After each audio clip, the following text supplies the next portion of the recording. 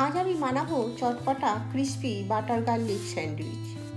আপনারা এই স্যান্ডউইচ একবার অবশ্যই বানিয়ে দেখবেন, খেতে ভীষণ টেস্টি হয়, বাচ্চাদের টিফিনেও দিতে পারেন। চলুন তৈরি করা যাক। প্রথমে আলু বাদামের মশলাটি তৈরি করব।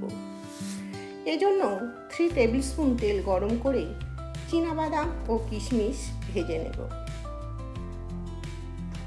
আমি কিশমিশ ও চীনাবাদাম নিয়েছি 20 গ্রাম করে। এবার ওই তেলে জিরে ও হিঙের ফোড়ন দেব। জিরে ভাজা হলে এর মধ্যে দেব পেঁয়াজ কুচি। পেঁয়াজ বেশি লাল করে ভাজবো না। এবার কাঁচা লঙ্কা ও গাজর পেঁয়াজের সাথে ভেজে নেব। গাজর আমি গ্রেট করে নিয়েছি। এই সময় দেব পরিমাণ মতো নুন, এছাড়াও দেব গ্রেট করা সিদ্ধ আলু।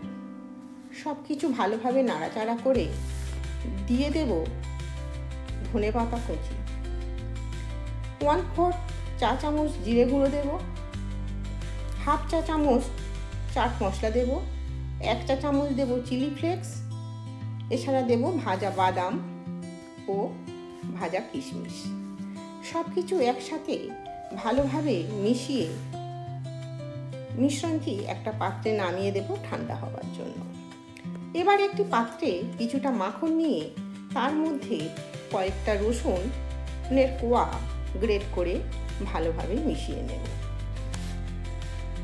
ব্রেডে স্লাইসে বাটার গার্লিকের পেস্ট লাগিয়ে নেব। এবার আলু বাদামের যে পুরটি তৈরি করে রেখেছিলাম সেটা ভালোভাবে ছড়িয়ে দেব ব্রেডের উপর। গ্যাসে তাওয়া গরম করে তার মধ্যে দেব সামান্য মাখন।